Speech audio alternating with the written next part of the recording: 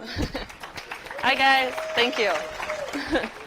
Guys and gals, I should say. So going through the speech, I want to let you guys know that you can raise your hand and ask questions as they come to your mind. I'm totally free with that. Also, I have questions block at the end if you're not welcome to that. So thank you for coming. This is Corporate Fishermen, how to keep the fish in the water and the boat afloat. We're full of puns. I hope you have fun with the speech.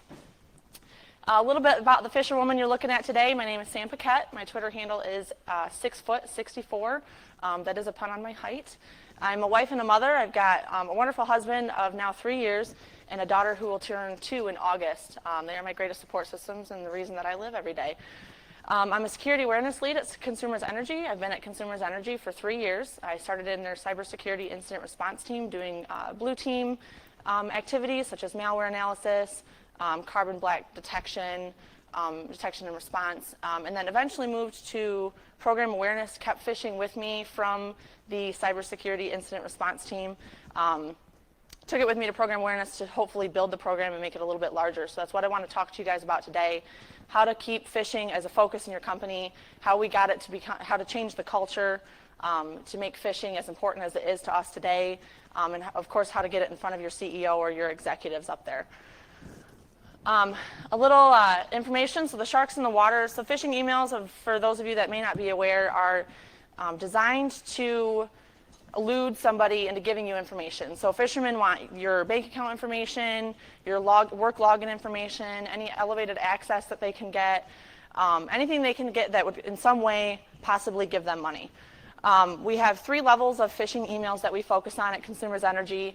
Level 1 is considered a generalized email. It can go to anybody in the world and in some way relate to them. It can say it's coming from anybody in the world. It's not targeted to anything specific. These are the emails that fishermen will send out like 10,000 at a time just to get somebody to click on it. Level 2 emails are company targeted. Anything that says it's coming to Consumers Energy may have a Consumers Energy logo on it. Say it's coming from a Consumers Energy employee or targeted at Consumers Energy in some way. And level 3 is the spear phishing email. So targeted at an individual, whether it's executive or non-executive. We do keep track of the difference between spear phishing emails at individuals and whaling at our C-level executives and at our president, of course. So upgrading our rowboat to a yacht. In 2015, our level 1 click rate, which is supposed to be the easiest email to detect, was 40%. We initially looked at it and our eyes grew about the size of the planet and realized we had a problem. We wanted to focus on it more. So 2016, we ran level 1 campaign emails quarterly to keep track of how we're doing, but also to try to open up the program and see where we need to be before we start a huge program on this. So we dropped that level 1 click rate to 16%. We started testing level 2.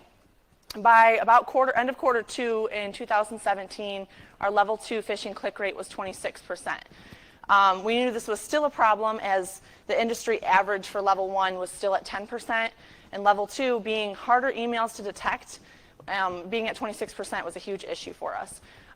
We knew that the level 2 phishing emails were starting to step up as we had communications with the incident response team, and they could tell us how many level 2 emails we were receiving, how many people were clicking on them, and if it would have caused us any issues.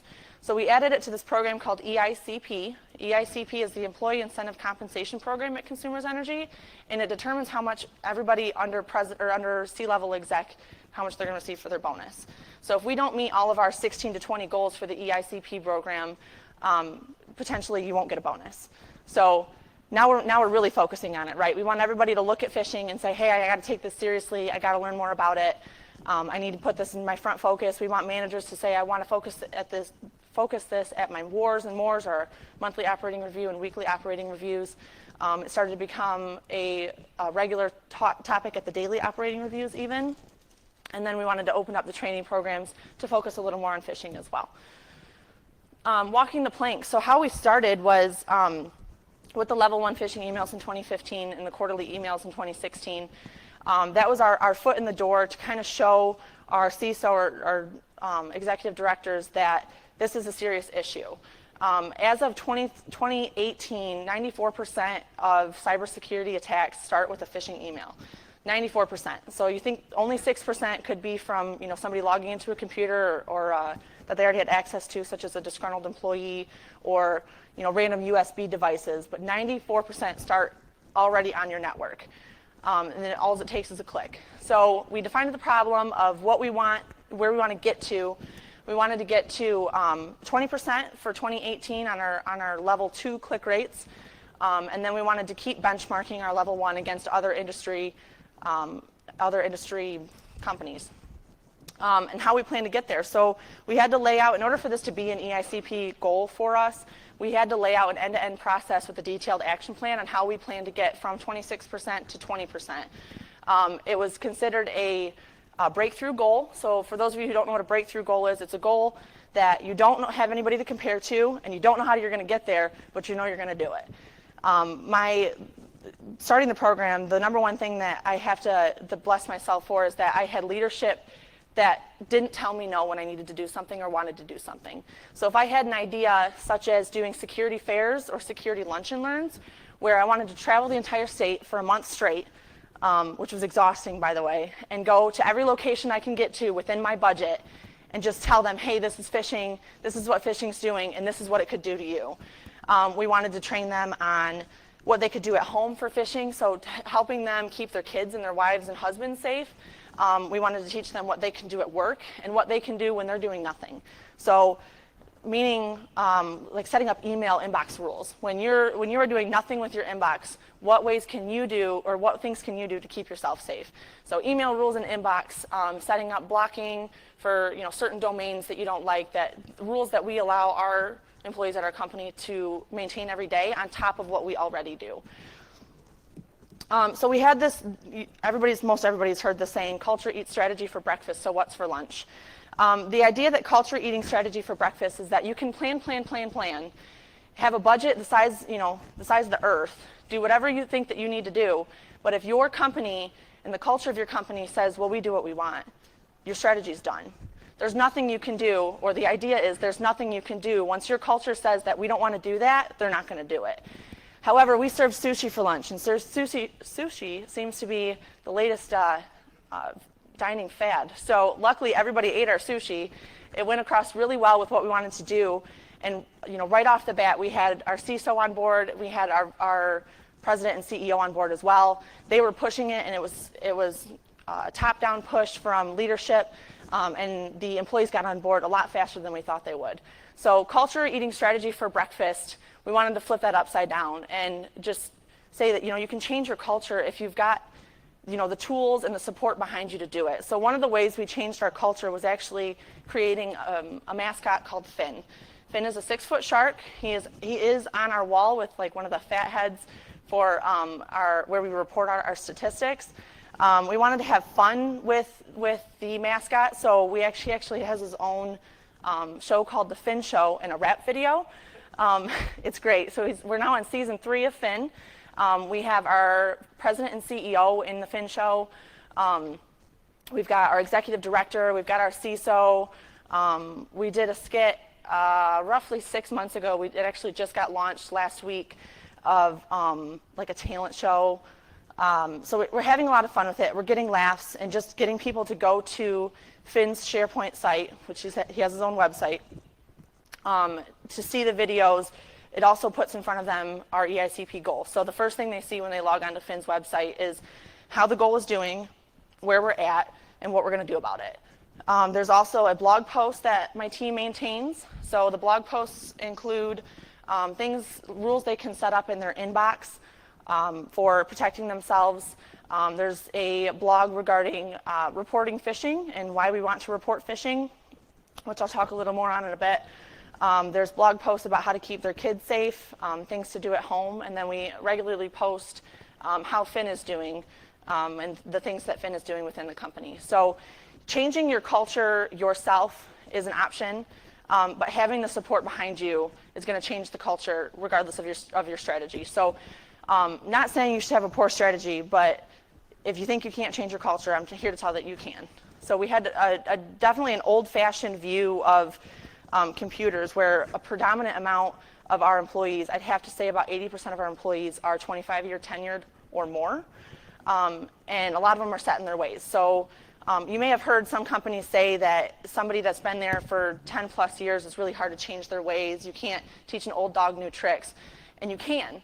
So you have to have fun with it. Don't walk into phishing being like, this is what you got to do. We need to be strict about it. There is no laughing because it's a serious matter. If you laugh about it, people are going to enjoy what you're putting in front of them. Make fun of yourself. Make fun of the company in an acceptable way. There are borders you can cross. But change your own culture and don't think you can't. There's nothing stopping you except for yourself. If you think that you're going to be stopped, then you're going to be stopped. Another thing we wanted to focus on when we're doing this phishing program is punitive versus positive. So are we going to feed our fish, or are we going to fillet them? Are we going to help our employees grow, or are we going to fire them for failing? We have a lot of pushback with, especially with leadership, that when they're clicking on too many of our phishing campaign emails, eventually they should lose access rights, and unfortunately they would like some of their employees to be fired. I'm entirely against it. I would hate to have me walk into a company, I don't know what I'm doing with phishing, I don't understand it entirely, and all of a sudden I'm fired. It's not the employee's fault if they don't know what phishing is or how serious it could be, but it is my job to make sure they know that. So if I tell, if we have a frequent clickers program, if you click on an email twice or more, you're considered a frequent clicker, or freaks for short. And we have the frequent clicker program so that we know where we need to focus. In 2019, beginning of 2019, in January, our click rate was 2% above our goal. And we wanted to focus on our clickers to see why they're still clicking. So our goal for 2018 was the 20% click rate on level 2 emails. We blew it out of the water and hit 7%, entirely unexpectedly. Was it the culture change? We didn't know. So how do you ask your customer or ask your users what we did that helped them? So beginning of 2019, our goal was going to be set to 5%. And in January, we hit a 9% click rate. So we're already 4% above our goal, right? It's 2% less than what we ended, or 2% more than what we ended 2018, but still 4% above our goal. So we started sending emails. I mean, yeah, we send emails anyway. But we started sending more emails explaining why they shouldn't have clicked on the emails. So there's what we call red flags, and I'll talk more about it in a second. Red flags of the email, and then a survey asking them, why do you think you clicked? So the options of the survey are, I didn't see our red banner, which is, I'll mention in a minute. I didn't see our red banner. I was going through my email too quickly. I have too much email and not enough time. I thought it was an internal email. The content of the email was important to me or relevant to my topics in my job role, or other, and give them the option to tell us why. We now run that email and that survey every month to see how it's changing. The number one response that we get is, I didn't see the red banner, and I was going through my email too quickly, or I have too much email. So instead of punishing the users for clicking on emails, we want to ask them why, because something in our training isn't right? So if I'm training you, it's not clicking, or it's not sticking, and you're still clicking, so what can I do to make it better for you? I don't want to punish you. I don't want you to be in trouble. You're not going to get fired, but if you're open and honest with me, we can fix this. So the sonar hits and shark advisories are our red banners and our reporting tool. So we want them to report the emails to us when they see something that could be possibly malicious, which would be reviewed by our cybersecurity incident response team. And then we also want them to notice what we call a red banner. When an external email comes into our company, we have a banner at the top that says, email is coming from outside of CMS or CE. Use caution before clicking links and attachments. We've been running this email banner for 7 years now, way before I got there. But initially when they implemented the red banner, they saw a 10% drop in the click rate on emails. And then we also implemented the reporting tool, which is tied into our simulator, our phishing email simulator. So we know how many emails are being reported, and then we can also track how many are malicious, non-malicious, meaning internal, or spam emails. So we want them to report, because of course once we know that the email exists, then we can do something about it, whether blocking links and attachments, or checking for macros, or growing our tools so that we have better rules set up to prevent these things from happening. And then we want them to notice the red banner every time they see an external email to know that they need to use caution. So if they're not seeing that red banner, which is the main response that we got from our surveys, what can we do to change it? So actually next week I have a meeting to sit down with a new vendor on how to change our red banner, because clearly it's not working for us, right? It's been 3 years that we're trying to get this goal going and try to keep it maintained, and we haven't really done much to change the red banner other than maybe the wording, the location of where it shows up on your email, or the size of the text. We're getting thousands of suggestions from our users in our surveys of how to change the red banner, so why not do it? Why not take the voice of the people and do something about it? So that's part of our culture change that, I'm not yelling at them for clicking on the email, but their positive from us is that we're going to do something about their voice. They're not just saying, giving us feedback, negative feedback most of the time, and we're not going to do anything with it. I want their negative feedback because I want to know what I'm doing wrong or what I could do better. So to have that mindset that negative feedback is positive feedback, regardless of what it is. I even had someone say that our trainings are too fun and therefore are not trainings. And I said, that's the best negative feedback I could get, right? So you learn something from it, because he got 100% on his quizzes or his knowledge checks. So he learned something, but he's having too much fun. And that's not something I want to stop, because if everybody's having a lot of fun, why not? So we keep the red banner out there. We're going to change it soon. We're using the voice of the people. One thing we can't do is require people to set a time block for going through their emails. So the other response was, I have too many emails, or I don't have enough time to go through the email I have. And we can't stop people from going through email too fast. I can't, that's a behavior change for one person, and we've got 14,000 employees. So I can't force somebody to set a time block for their email, but I can set a company requirement or talk to the proper teams that set the company requirements for emails to reduce how many emails are allowed to be sent in the company.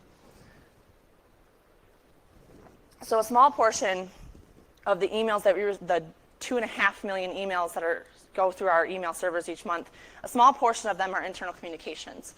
There's like impact notifications, system down notifications, weather warning notifications, change freeze notifications, just a small chunk. But then there's also, as you guys know, the marijuana bill passed. There's a ton of emails on that. So that's a notification that we've had to let everybody know that regardless of the laws, this is still our rules, this and that. So, and things similar to that was like what we call Patty's Post. Our president and CEO, her name's Patty Poppy. She has her own blog, and it's called Patty's Post, to set updates for us on things that are happening within the company, maybe information about our stocks or about our enterprise company. But she sends out emails for those periodically. The original discussion with the communications team, was that those emails were going to be monthly. However, if we're getting a complaint that we have too many emails and not enough time to go through them, why should they be monthly? Unless it's necessary, of course, if it's something urgent. Why can't we cut back on the emails we send? So I even used to send emails periodically from Finn saying, hey, it's Valentine's Day. Finn doesn't want to be your Valentine. We don't want your cooties. Please don't click on the phishing emails. And I had to cut back on sending those. So I had to take, eat my own dog food, as my executive director, Jim, likes to call it. When I'm telling people, hey, we have too many emails, we should stop sending emails, that also means I have to stop sending emails. However, the phishing emails are going to continue. Sorry, guys. Oh, I bumped it. So, we have to eat our own dog food on that, change the way that we're sending emails. We can't force people to stop looking at their emails or to take time to look at their emails, but we can enforce new rules on when you're allowed to send email communications, how often, and who's allowed to send them. So we also cut back on who is allowed to send to the Exchange group all users, which is, like I said, 14,000 users. I used to be able to send to that, and I got that taken away. Again, eating my own dog food, but it was cut back to executive directors can send, and then specific people with certain rights can send to all Exchange users. So we're slowly cutting back on how many emails the people receive to try to take that feedback in and change things for our users. Before I take any questions, that went a lot faster than I planned it to. Before I take any questions, I just want to point out that anytime somebody comes to us with feedback, we did have somebody that said, Hey, I don't like your program. I'm not going to give feedback on your survey. Surveys are crap. Anytime somebody gives you a negative response in a survey, it gets overloaded by the positive response. I take the positive responses with a smile, of course, because I love to be complimented. Who doesn't? But the negative feedback is the ones that I like to focus on. I want your negative feedback. The fact that you have the empowerment to tell me, hey, I hate your program, your training sucks because it's too much fun, that's what I want to hear. So I want to, develop our training programs in a way that will most likely fit most of the criteria of employees that we have. But we want to have that feedback so that if something's not working for you, then we can use it. We can use that feedback to change things. Whenever you're sending phishing emails, or my team is sending phishing emails, at least once a month, we get an email to our reporting box saying, hey, I really hate how much emails you're sending me. Phishing emails are crap. I know you're sending them. And then we looked at his click rates, and he was a frequent clicker. So I'm like, of course you hate my emails, because now I'm sending you more emails because you're clicking on my emails. Yeah, it's like clicking just because they can. And we did have the response in 2017 when we started the surveys and the lunch and learns traveling the state. We had someone say, I'll just click on all the emails because I can. I want to see what you're going to do. Are you going to fire me? Are you going to keep your word? If you get fired over phishing emails, I am not going to put my name on it. We have had teams that come to us, and I speak to the executive officers and the president twice annually and more upon the request about what we're doing with the program. And every time, we want to start firing people. We want to start taking away rights. And every time, I have to shoot them down. That's like the mother in me. Like, these are my little tiny humans that I get to love. So I don't want to fire anybody.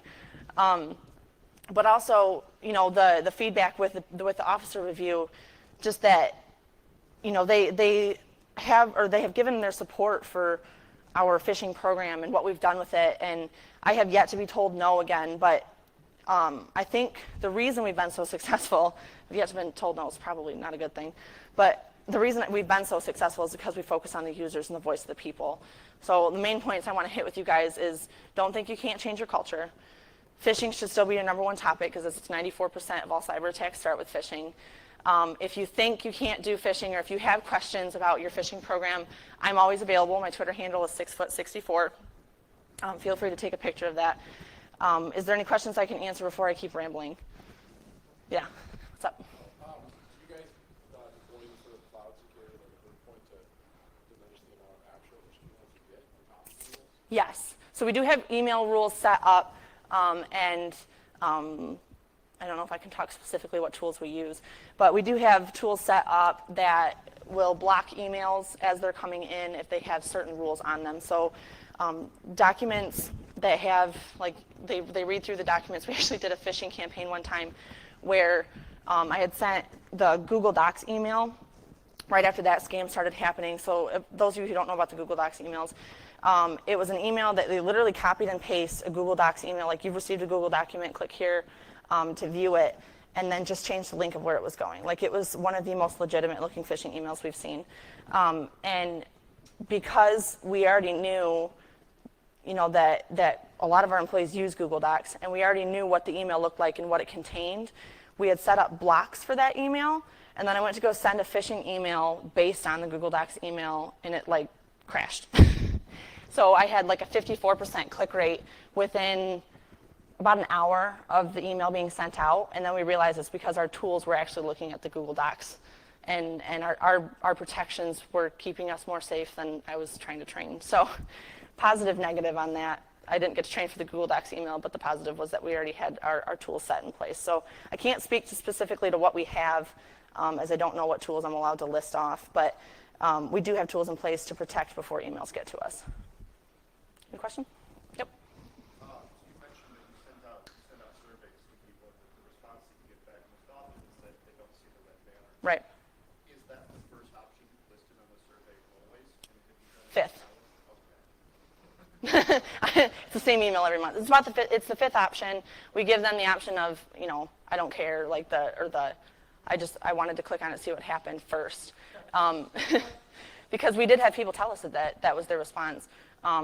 But no, it's not the first on the list. Okay. We just implemented something similar, so I was wondering if it is the first, and they're just clicking into it. No. And actually, we get the predominant, besides, the number 3 on the list is other. So we get more responses of people saying, other than we do of like the I'm not well trained enough. Which, I mean, it's funny that we put that in the email. Nobody says I'm not well trained enough, because then they think that even though it's an anonymous survey, that all of a sudden I'm just going to like bombard them with training. But it's number 3 is other, and they're the 3 responses that are highest are spread out with 1 to 2 options in between them. Yes.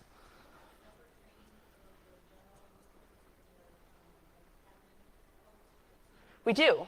So we have advocates in each organization, and what we were doing before was just sending leadership like their monthly, because we get like a giant a CSV file from our tool of who clicked, who didn't click, and who reported, and where they report to, where they clicked from, all that detailed information. And we were sending it to advocates, and the advocates would disperse it amongst leadership. And now what we've done we're partnering with Security Journey, they're based in North Carolina. They have built with us the security leader in a box or leadership training, and then meeting in a box training. So the security leader training is actually something we're also going to push out to our board members. And they're just short videos of how to keep yourself safe, how to keep your family safe, and then information packets beyond that. But then the leader or the meeting in a box training is for leadership to take to their organizations. We get a ton of questions. And I want to talk to my company, or I want to talk to my organization about this, and I don't know what to say. What can I say, and how can you help me? So we can literally hand them a folder of tools with PowerPoint slides, flyers, information decks, or note cards for them to train their people, but then also to get themselves more up to date on the most recent things happening with security. Did you have a question? Yeah, you said that you were looking at the less email inboxes. Right. Have you had any success with using other communication tools besides like moving things from email to like other platforms? Or Somewhat, yeah. So we have like SharePoint pages that the whole company uses. Everybody gets their own, or every department gets their own. And we also have iConnect. So rather than sending a whole bunch of these like, hey, this is what's happening, we're doing a march for, like the March for Warmth, we're doing a lot of it on the iConnect page as blog posts. I don't have statistics on how well that's reacted, but I do know that like a ton of people showed up for like the Walk for Warmth. So somehow they're getting that communications, and then we're also pushing it out to the advocates. So if we have, like we had training coming out that we wanted to let the advocates know about, we had let the advocates know that there's going to be a blog post regarding the training, and to send it out to their users. Rather than sending 8,000, 14,000 emails, we just send it to 30 people. Right. Right. Right. So we try to push it through the grapevine, basically. Other questions? Yes. The person that just clicks through on purpose, do they actually put like credentials, or do they run the whatever? So it's How far or do they just click and go ha and just click it? it's a little bit of both. So when we do credential input emails, we don't see what they put in, and that's on purpose, obviously, because then we would have a file of somebody's credentials somewhere. But some of them put in credentials, and some of them click and then exit. Luckily, with our simulation training tool, if you stay on the credential input page long enough, you're pushed through to our automatic education, which is like a 2-minute Vimeo video that we created with Finn. Then they know that it was obviously a phishing email. Because sometimes, like, if I click on an email and I know it was an internal email, but the page it took me to looks a little suspicious, I just sit there and stare at it. So then, in that case, they would know that it was a phishing email. But I don't know exactly how many of the people who just clicked through for fun have clicked on credential input emails. However, we do have, when we have people that are just clicking through a whole bunch of emails, after they click 5 or more emails, which sounds like a really high number, after they click 5 or more emails, we meet with them in person. So at 2 emails, you get an hour-long training called In the Life of an Analyst. 3 or more emails, we contact your supervisor or your manager, supervisor, letting them know it's a problem. 4 more emails, even especially if you haven't taken your training, because the training is based on when they can do it. We contact the next level up. And we actually did go all the way last year to senior vice president on one person. And then at that point, that was their corrective action to take care of. It was nothing punitive on our part. So beyond making sure that they're not just clicking through to have fun, we want to have contact with them. So with the email survey after one click, contacting supervisors after another click. We're trying to cut down on the fun of phishing, not the fun of them clicking on phishing emails, not the fun I'm having. Can't stop, won't stop. He accidentally clicks a real phishing email, Right. thinking it's not a Right. yours. Luckily, that's what the incident response team is for, right? So incident response, we like to call our last level of defense. We have the tools that are supposed to stop emails or stop them from getting through to malicious site. Our users are supposed to be our next line of defense of deciding not to click on the email. But at that point, we will re-image a machine if they do click on legitimate phishing emails. Does that answer your question? Yeah. Okay. I don't know if you'd be fired then. At that Not on my watch. I'm not going to fire you. I also don't have the right to fire people. So, although I walk around all day like, you're fired, you're fired. I fired my boss one time. But yes, we don't fire. It's up to the supervisor. Yes. You touched a little bit about addressing groups a little bit differently in terms of general users versus admin. Right. I've noticed that in my user base, the technologists are more concerned about how are we improving, especially IT processes, and then they'll want to see, okay, I'm getting feedback. How is that being changed? I'm wondering, how did you communicate that? I know you mentioned the blog post. I'm wondering, like, what kind of details did you Communicating changes to our users. Okay. and like, do you have learning from that? Do you have any recommendations on how to speak to the technologists? So some of it we included in what we call the. Oh, he's an advocate. Apparently, hey Darcy, when you get back to your computer. So some of it we included in what we call the Security Ocean, and this is the training that two of the trainings within the Security Ocean are phishing trainings or security trainings alone, but most of them are broad spectrum security for what we call level 1 beta, level 2 Puffer, level 3 Barracuda, and that's going to be rolled out over the next 5 years. We include in there what we've changed to help the users, so that, and it's required, some of the 11 of the 20 modules in there are required, and then the feedback in it with, because they get what we call a net promoter email every month for if they liked the training and what we could change about it. But we conclude in the training points that how we've changed security as a program and how we've changed the security awareness program. And then we keep, with the blog post, we do expect our advocates to push that out.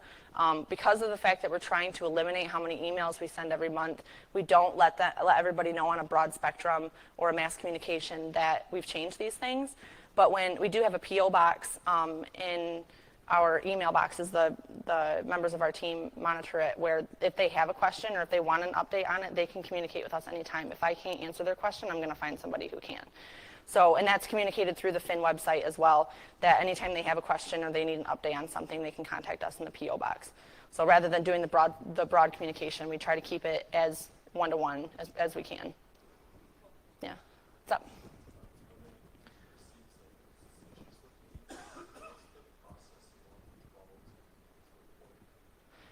So we actually have the tool we use is through Cofense Phish Me Reporter. So when they see an email they think it's suspicious, we ask them to use their gut feeling. Of course, we have a list of red flags that I can go over, but they're just hit that report phishing button. It's got like a shape of a fish icon on it, so that if they have a suspicious email or think they have a suspicious email, they can report it phishing. That goes directly to the cybersecurity incident response team, where they look at any links and attachments in the email to see if anything is malicious and block as needed. The red flags that we tell them to look for include email addresses not matching signature lines, and this is part of their required training when they're hired in, and also as their annual training for these red banners. But to look for the email address not matching signature lines, hovering over links that go to websites to see if it's actually taking you where it's going to go, grammar and spelling errors, to see if it's an external email, like saying it has the red banner on it, but it claims it's coming from an internal link. We do have a lot of people receive invoice emails, so if they're someone who doesn't usually receive invoice emails, or receiving an invoice from somebody they don't normally contact, that's considered a huge red flag. We did have a user receive an invoice about 10 minutes after they had paid an invoice to that company, and we emailed them saying, hey, your invoice has been paid. And then she got about 10 minutes later got an email back saying, hey, we need you to pay this invoice. So luckily she saw all the red flags in the email, called the company and said, I just received another invoice from you. I'm not due to pay you again until I receive my invoice next month. Why did you send me another invoice? And that's when that vendor realized that they were breached. And somebody had been monitoring their inbox to see who had been communicating with them and responding with more invoices. Yes?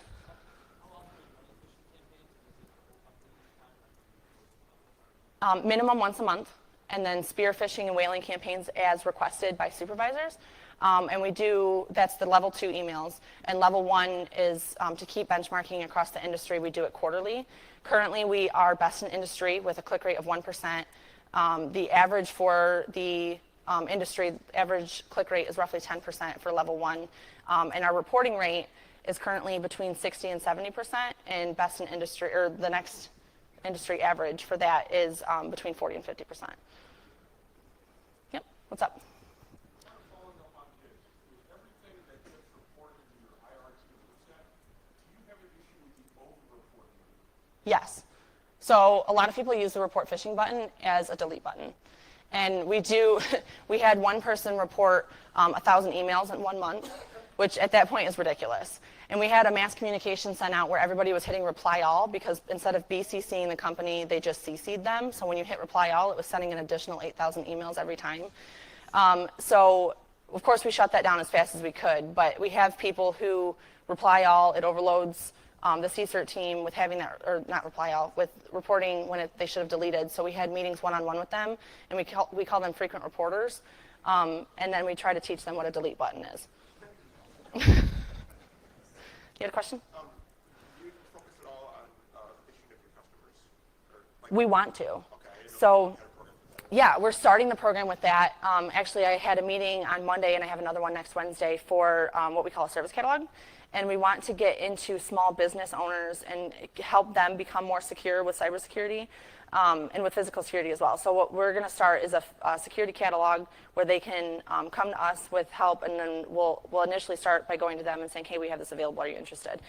So that they can keep their users safe, and in return keep us safe.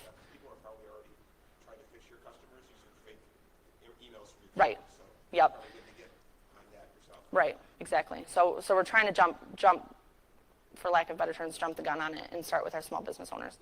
Yes? Can you talk more about how phishing performance is tied to people's bonus objectives? So phishing performance, it's one of between 16 and 20, depending on how many are agreed to that year by our executives and through the what we call world-class performance team. If we meet all of those goals, ideally we'll receive all of our bonus, right? If we meet, and I'm not totally sure, this is like examples, I don't know how they calculate this, but if we meet half of it, the theory is that you'll receive half of your bonus. However, it's weighted. So if I miss the phishing goal by 1%, that doesn't entirely take away their bonus part of the phishing. It will deduce it because we were so close to the goal, there's just a little more we could do. So we're going to take away a little bit of their bonus, not give them all of it. But if we meet all 16 of those goals, the EICP goals, then you get your whole bonus. So phishing is just part of the EICP program. Is that at the individual level or the organizational level? I'm not entirely sure, but thank you, Andy. Organizational level. Other questions? Yes, in the back. The whole company, not including most contractors. So we have to have in the contract, which I had 2 executive officers on Tuesday tell me that the contracts can be changed, but we Phish contractors on an as-needed basis if their contract lays out that we can test them. Other than that, we test the entire company on a monthly basis, which is roughly between 8,000 and 9,000 people. I'm sorry?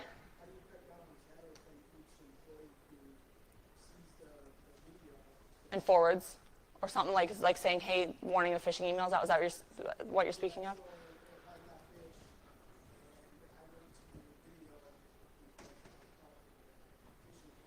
Right.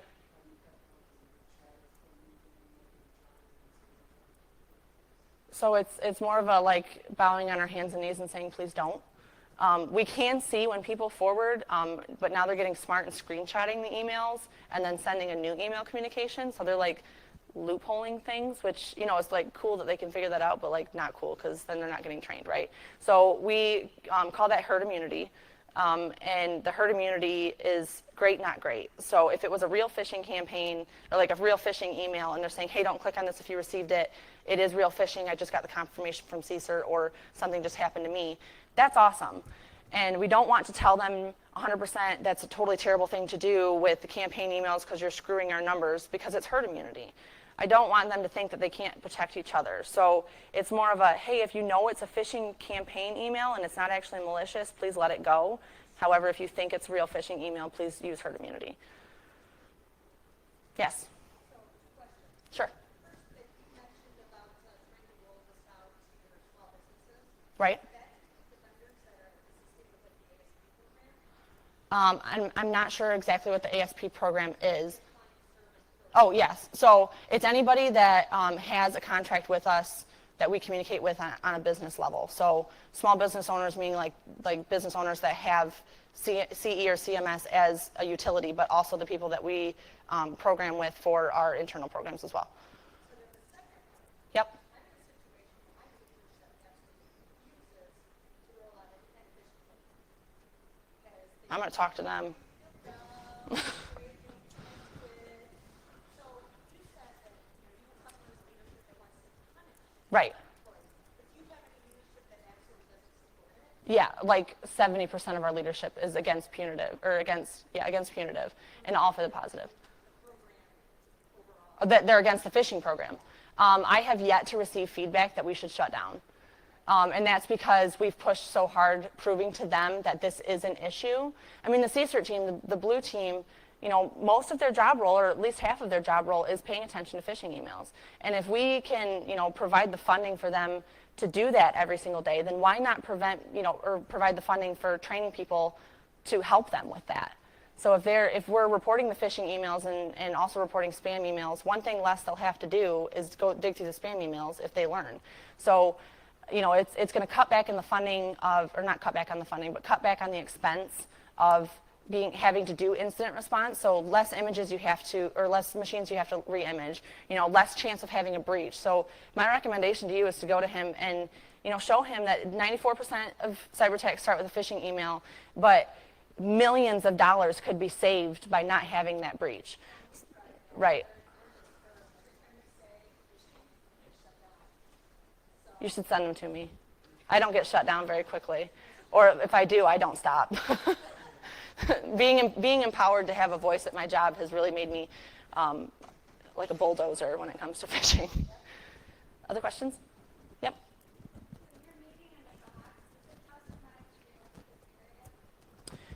It's generalized. So there's placeholders, as we call them, where they can give or get information from us. We have had the request actually more times than not for organizations to have their personal click rate information in there. So if they don't feel comfortable presenting the meeting in the box information themselves, they have the right to ask us to come and present it for them with more detail. So the advocates receive the organizational information, so they have the click rates monthly. Some of them, it's all in Excel CSV files, so some of them don't have the knowledge in Excel to do data analytics on that, and we're happy to provide that for them upon request.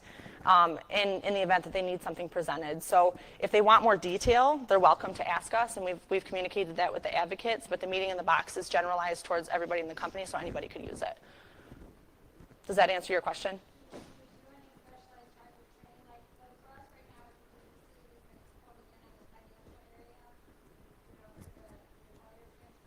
Right.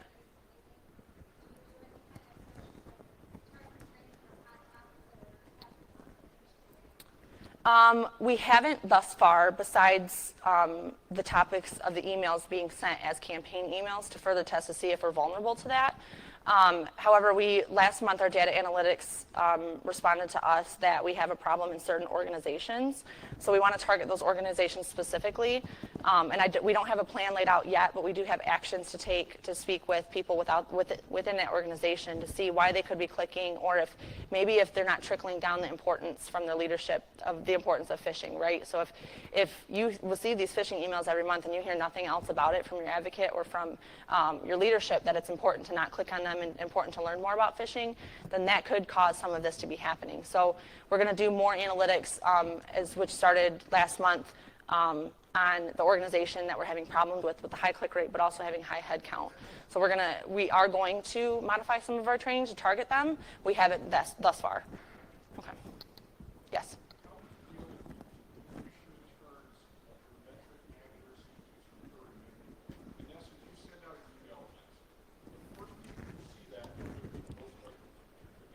Mm-hmm. Because as it goes on, people will discuss amongst themselves, hey, that's her phishing email. And then whoever looks at the email later, then has like an added level of protection. Right.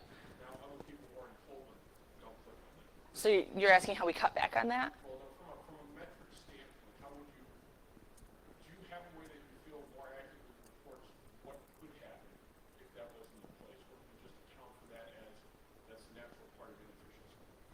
We count it as a natural part and an accepted risk. So when we learned that this was happening, we actually learned because somebody forwarded the email and said, don't click on this because it's a phishing email.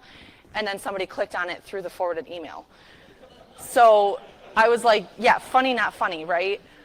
So when it was, of course, luckily it was a campaign email that it happened, but the campaign URLs that are sent monthly are unique to that user, and they change for every user as it's sent. That's part of the tool's expectations with us.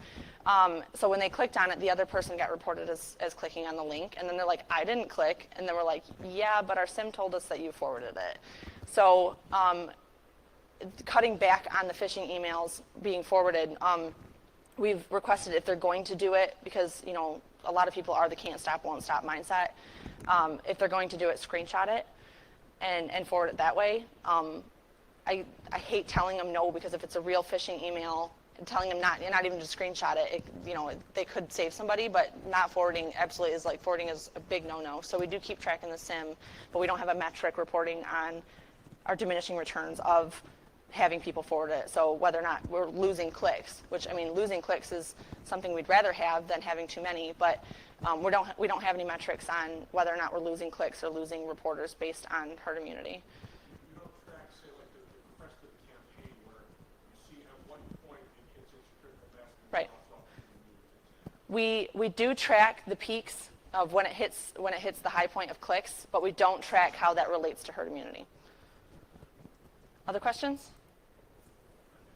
Yes. You mentioned earlier that you were able to identify Google Drive campaign Right. going on at that moment in time. How do you identify different trends going on, or is there how do you do research on different trends going on, especially regarding phishing?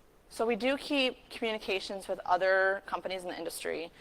When they see something, it's been more recent than in the past, but when they see something that they find is suspicious or could be like a huge risk, we communicate with them regarding that, and then if we see something, we communicate to them, right? Now, the reason we found the Google Docs email is because we received it, and that's how we knew like this could be an issue, and then it was also like all over the news 2 days later. So the communications we have are with other people in industry are for like the basis of keeping each other safe, because it's a competitive market, but it's not competitive on who's going to get hacked. Like I don't want you spending $420 million on a breach, and then potentially it happening to me. I want to know how you were breached so that I can prevent it from happening to me. So those communications are in point to keep track of the current phishing emails that are out there, and then we also keep track on our CSIRT team has like multiple screens in there running through like different websites that report out phishing attacks that are happening. Some of them are Twitter blogs that are going out reporting phishing emails that are happening. So we try to keep in the social network as much as we can to keep track of what's happening in the cyber world with phishing. But we also do communicate with our partners in the industry, or partners and non-partners in the industry. Does that help answer your question? Okay, cool. Any other questions, comments, concerns, snide remarks? I'll take all of it. Ben, you have a Snyder mark, I know it. How are you able to get leadership to tie it to you guys when people sell it as a safety issue? We sold it as a safety issue and a budget issue. So when you think about like Lansing Board of Water and Light, it's kind of well known. In 2016, one IT analyst clicked on a phishing email and they were shut down for 2 weeks. People couldn't pay their bills, which is an expense problem as it is. And then also that it cost them $2.5 million total in insurance claims, the reporting issue, and then getting the ransomware off their computer. So they had to pay the key, which was only like, to get the key was like $25,000, but it cost them $2.5 million. So we had to sell them on that point of all these companies that had these breaches, including like Target, which was the HVAC vendor, right? That cost them $420 million. So, you know, we sold it as a budgeting issue, but we also sold it as a safety issue, because if a whole bunch of people are clicking on phishing emails and handing out their credentials, how do we keep up with, if we're not seeing any action for 6 months, which sometimes happens, how do we keep up with how many credentials we have that are leaked? So we could have credentials out there and, you know, 6 months down the road after the credentials were handed out, have a breach, and not realizing that it happened 6 months ago. So it's a safety issue on that part, but it's a huge budget issue, especially being a regulated utility.